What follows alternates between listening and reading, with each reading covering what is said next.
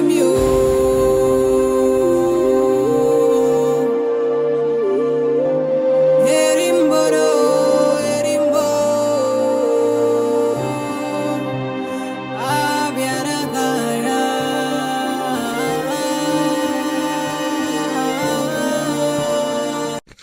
up, guys? My name is Kilani Ezekiel. Welcome to the Student Place. It's been like forever since we've been waiting for High School Magical Season 3 to be out, and I don't know why Sirbalo comedies are doing this to us, because they put us in a lot of suspense. The suspense is too much.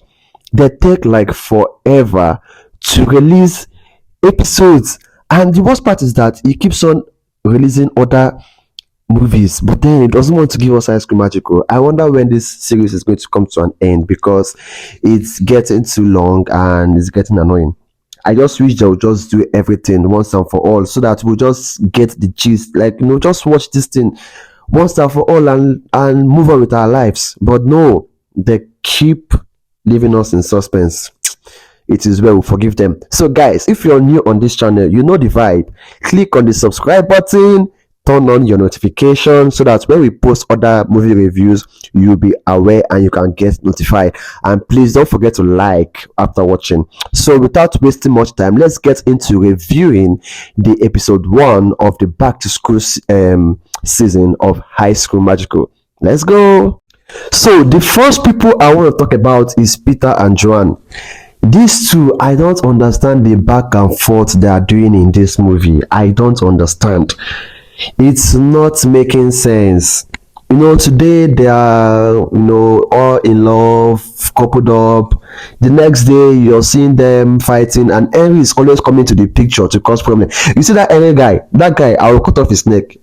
Or his leg, because why is he always coming into the picture? Why is he always creating problem for Peter and Johan? Like, he's aware. Is he aware?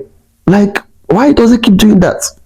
I think he's aware that Peter likes Johan, and Johan and Peter have something together, yet he keeps on coming and coming and coming, making Peter jealous and trying to get Johan. That is not good, and I don't like that. So Peter and Johan, they are always going back and forth, making each other jealous, doing hide and seek. When they came back from the past, and you could see the jealousy in the face of Peter when Henry told him that, when Israel told him that he wants to take her home. Like, then the other day, when after Johan, that point where Peter and Annie were together, oh my God, I was praying so hard that Annie should not try to kiss Peter, and Peter should not try to kiss Annie, because something in me told me that Johan was somewhere watching. That Johan was watching somewhere. Something in me was telling me that, and I was so right. Johan was just there watching. If Peter had kissed Annie, or if Annie had kissed Peter, hey, that would have been a lot. But thank God that didn't happen. But Annie was there watching them, and she got angry. Then Peter ran up to her to know what was happening, and she doesn't want to talk. She's acting like everything is fine, whereas nothing is fine. Like, babe, can't you just talk? Just say what is wrong. Like, Peter feels like Peter knows that something was wrong, that there's no tension and all that, and he wants her to talk, but the girl is just not talking. She is just not talking. I don't know why. She could, like, just say your mind, like, say how you feel. Don't hide it. I just hope that they just stop this, the hide and seek, and then the worst part is gonna come. That guy, it is well. Then the book is its prison. Spell book. Yeah.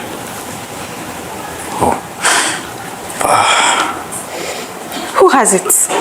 you see Annie, I don't know what game Annie is playing with Peter. I don't know, because why in heaven's name will you tell Peter, let me walk you home, after Israel told is it Israel Henry told Johan, let me walk you home? Like, why in God's name, Annie, are you telling Peter, let me walk you home? Where does that happen? Like, have you ever seen where a woman will tell a man, let me walk you home?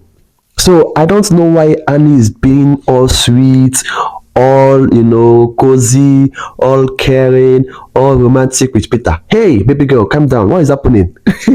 Because I don't understand. I don't know why she's doing that. I don't know what she wants to achieve. I don't know what she's looking to achieving, but even like when Peter was trying to pacify her when she was crying, and she was I was just wondering. Cause what was that? Like you could see every time she's always trying to get into the picture, always trying to. I don't know whether she's intentionally trying to make Johan jealous, or maybe she has felt the tension between Peter and Johan, and she's trying to make Johan jealous as much as Johan Henry is trying to make, or Israel is trying to make Johan Peter jealous. So I don't really know what Anne is getting at, or why she's doing that, or why she's being all caring, all loving towards Peter. But I believe we are going to find out in subsequent episodes. The spell book that was forbidden to revive her father, and the dark spirit entered her, and she killed Greg. Actually, I know about that. You do? Of course. But that is what I'm talking about. That same dark spirit is the ancient spirit that is disturbing the old school, that wants to possess everybody and everybody in this school. Bring your voice down, shout. Peter, I caused everything. Everything is my fault. Everything happening right now.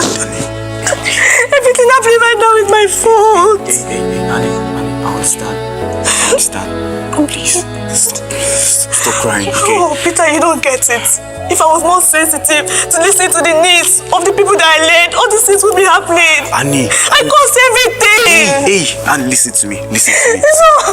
Wait. Annie, listen to me, please. See, I know you are the leader. I know you have responsibilities. But at times, these people that we lead, they have a mind of their own. And they make choices according to their own will, according to their own choice. So you can't blame yourself for someone else's choice. Peter, no! If I was more sensitive to listen to the needs of the people that I led, Shout. everything would not be like this. Hey, Annie, please, it's okay. It's okay. Shh, Annie, listen, it's not your fault. It's not your fault. You can't blame yourself for someone else's choices. You didn't do it, it was Kate that did it. I am the leader. I should have let them fight. Annie, I know.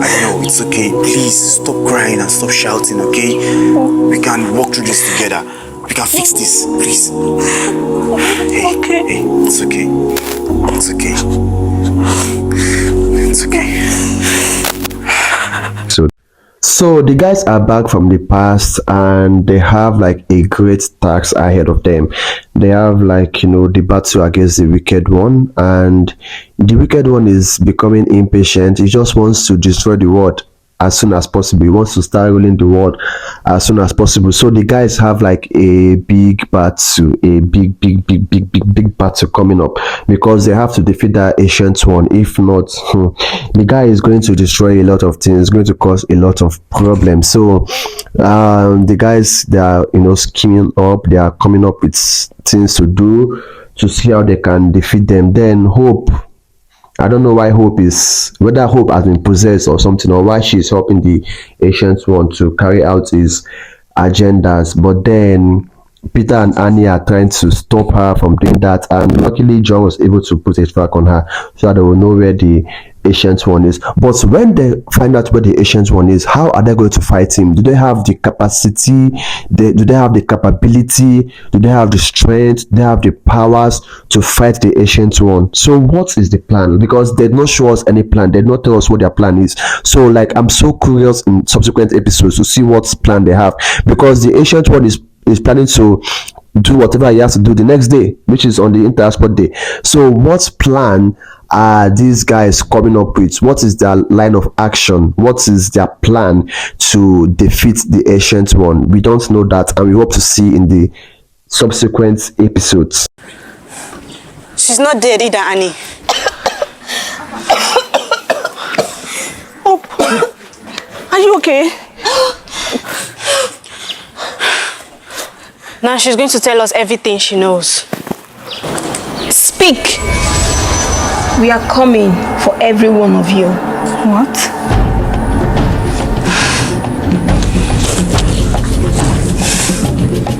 When? Inter-house sports. When all other schools are here and the students are gathered in their number, then shall my Lord take his full glory. He will sit on the throne of this world and rule over you mortal souls. Nothing will stop him. It shall come to pass. Oh, what are you saying? Hey, Ata. In this life, just have good friends, man, because they say a good friend can either make you or mar you. Like, that's a fact. And you see Humble Smith, is it Humble Smith or Humble, whatever? Humble is not a good friend at all. Like, he is a very bad friend to Jamal. You know, first of all, Jamal, I don't know whether Jamal is naive or he doesn't have sense. Because why would you tell your friend about such delicate thing? Because he made a mistake by telling Humble that Comi sent him his notes, and now Humble is telling him to use that to blackmail Comi. But Jamal said no. Then Humble now went behind to start blackmailing Comi, and it doesn't even end there. It even went behind to want to snatch Comi. In fact, not even want to, like, he already snatched Comi from Jamal. Like, what kind of friend is that? God. So if you're choosing your friends, make sure you choose good friends. So, like, there's nothing that supersedes having good friends in your life. Friends that will stand for you, that won't backstab you, friends that won't do you wicked at your back, you know, like Ombude Jamal. Because, man, you went behind his back to snatch. I think that Ombu self, he has ulterior motive towards Comi. I think he wants to even, like, you know, dupe her, like collect, just be extorting money from her, because Comi is from a rich family, so he's probably wanting to extort money from her. I just hope his plans doesn't come to pass, because, man, that guy is up to no good at all. So,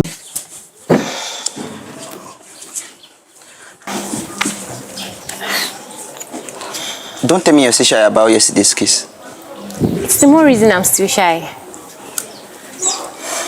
We kissed, and Jamal saw us. Who cares? Jamal is a piece of shit. He doesn't deserve you. Look, I don't want you to be shy. I don't want you to feel any form of guilt. I want this that we are building. I want it. Forget about Jamal. I'll treat you right. I'll show you what true love is. You promise? From the depth of my heart, I love you, Comi. And I love you too. Come here.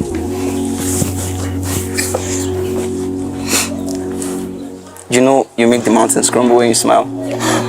so we all know what Kate did, how Kate stole the spell book, because she wanted to heal her dad, and how, you know, she invoked a demon, the demon possessed her, and how she killed Greg as a result of that. And now she went to the sisterhood for help, and they helped her bury the body of Greg and all those kind of things. Now, so this was one of the reasons why the ancient one was released and resurrected. And in fact, the ancient one was even the one that possessed Kate to kill Greg. You get?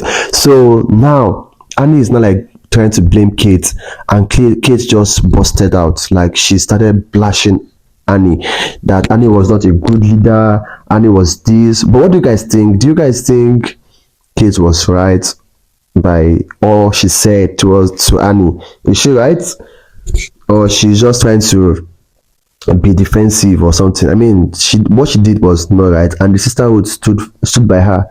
They helped her. But why is she now coming back to lash out at Annie for, you know, what she did wrong? So what do you guys think? Before we continue, please don't forget to subscribe, like, and comment.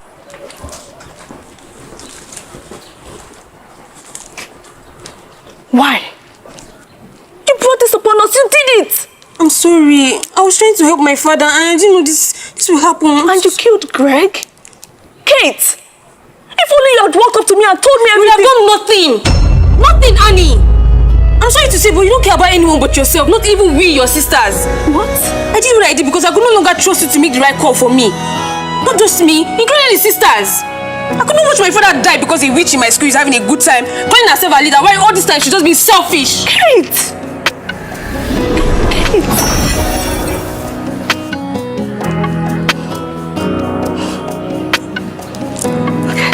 Okay. What have I done?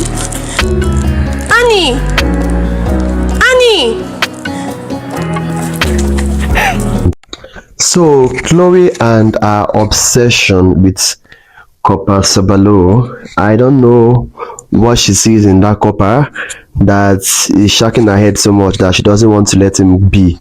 Even knowing that he has a girlfriend, she's still keen on, being with him and having him as as a boyfriend. I don't know what exactly it is. I don't know what this obsession is. And Sirbalo is adamant, like he is not interested. He has stated this clearly that he has a girlfriend and that Chloe is a student and she's small, that he doesn't want to have anything to do with her. But Chloe does not want to accept a no from an answer.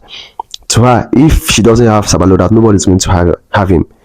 And she was almost casting a spell on Sirbalo, all thanks to Annie that came in at the right time. And she was able to stop her from doing that. But then Chloe seems to have the spell book, and she has been learning some dark magics, and she has been improving her power. So now she feels that she's on top of the world, that nobody can control her, nobody can tell her what to do, that she doesn't need Annie again, that she can stay on her own, that she's a lone witch and all this kind of thing. And she's even drawing a battle line between she and Annie. Oh my god, you guys, who do you think is going to win? If there should be a battle between Chloe and Annie, who do you think is going to win? Is it Chloe that has the spell book and is able to learn everything on it, or Annie, who is from a bloodline of witches? And what do you think is going to win if there should be a duel between both of them? But to me, I feel like Chloe is just overdoing shy. First of all, Sirbalo doesn't like you. He's not interested in you. Let him be, for goodness sake. Let him be. Why are you killing yourself for someone that's not interested in you? And you should just calm down, because then that spell book, they need that book to defeat the ancient one, and Chloe is not willing to release it. She's not willing to let go of that book anytime soon. I don't know how they are going to, walk through that, because man, shit is getting crazy, man. So Chloe and her obsession with copper Sirbalo, I don't know what she sees in that copper that is shaking her head so much that she doesn't want to let him be. Even knowing that he has a girlfriend, she's still keen on being with him and having him as a boyfriend. I don't know what exactly it is. I don't know what this obsession is. And Sirbalo is adamant, like he's not interested. He has stated this clearly that he has a girlfriend and that Chloe is a student and she's small, that he doesn't want to have anything to do with her. But Chloe does not want to accept a no from an answer. To her, if she doesn't have Sirbalo, that nobody's going to have him. And she was almost casting a spell on Sirbalo, all thanks to Annie that came in at the right time. And she was able to stop her from doing that. But then Chloe seems to have the spell book, and she has been learning some dark magic, and she has been improving her power. So now she feels that she's on top of the world, that nobody can control her, nobody can tell her what to do, that she doesn't need Annie again, that she can stay on her own, that she's a lone witch and all this kind of thing. And she's even drawing a battle line between she and Annie. Oh my god, you guys, who do you think is going to win if there should be a battle between Chloe and Annie? Who do you think is going to win? Is it Chloe that has this? So guys, that is it for High School Magical back to school season episode 1. So we are waiting for episode 2 to come out next week Friday, or this week Friday rather. So please don't forget to subscribe, like, comments, and turn on your notification. See you guys next time. Bye.